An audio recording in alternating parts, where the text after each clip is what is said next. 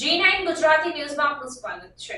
વરાછાના ધારાસભ્ય કુમાર કાનાણીએ કલેક્ટરને લખેલ લેટરની અસર જોવા મળી। સુરત વરાછાના ધારાસભ્ય કુમાર કાનાણીએ કલેક્ટરને લખેલ લેટરનો મામલો આવકના દાખલા માટે લાગેલી લાઈનો માટે પત્ર લખ્યો હતો ત્યારે કુમાર કાનાણી ઝોન ઓફિસે પહોંચ્યા।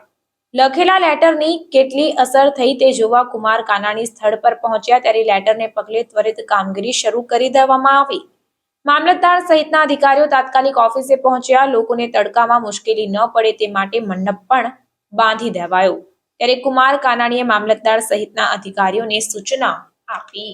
કાલે મેં જે કલેક્ટરશ્રીને પત્ર લખ્યો હતો, આવકના દાખલાને જાતિના પ્રમાણપત્ર માટેની જે લોકોની મુશ્કેલીઓ પડી રહી હતી, લાંબી કતારો લાગી હતી, એ પત્રમાં મેં જે રજૂઆતો કરી હતી કે મુશ્કેલીઓ દૂર થવી જોઈએ લોકોની અને તાત્કાલિક દાખલાઓ મળે એની વ્યવસ્થા કરવી જોઈએ।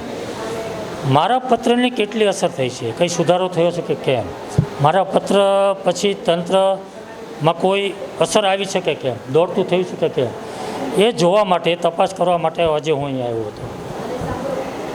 શું જોયું છે, શું ખામીઓ જણાવી, શું સૂચનાઓ આપી? લોકોને પૂછપરછ કરી છે। લોકોમાં ખૂબ જ સંતોષ છે કે ગઈકાલે તમે રજૂઆત કર્યા પછી ખૂબ જ મોટા પ્રમાણમાં સુધારાઓ થયા છે। આજે મંડપ નખાઈ રહ્યો છે, પાણીની વ્યવસ્થા થઈ રહી છે, 2 તલાટીઓ હાજર છે, 4 આવકના દાખલા માટેની 4 બારીઓ ખુલી ગઈ છે, જે 1 બારી હતી, મામલતદાર પોતે અહીંયા હાજર છે। એટલે ખૂબ જ મોટા પ્રમાણમાં સુધારાઓ થયા છે।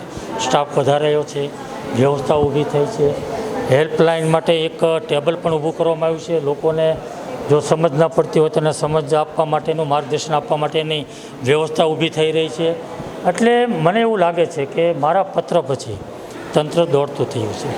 મામલતદાર સાથે વાતચીત કરી, શું કહ્યું, શું ખામી? મામલતદાર સાથે જે મેં વાત કરી છે, લોકોને જે ફોર્મ ભરવાની કટ ઓફ ડેટ છે એ પછી દાખલાઓની જે તારીખ આપવામાં આવે છે તો એમાં સુધારો કરવામાં આવે, લોકોને સંતોષકારક માર્ગદર્શન આપવામાં આવે, જવાબ દેવામાં આવે અને લોકોની જે કંઈ તકલીફો આવે, મુશ્કેલીઓ આવે એને સાંભળીને એમાં પગલાઓ ભરીને તાત્કાલિક દૂર થાય એના પ્રયાસો કરવામાં આવે।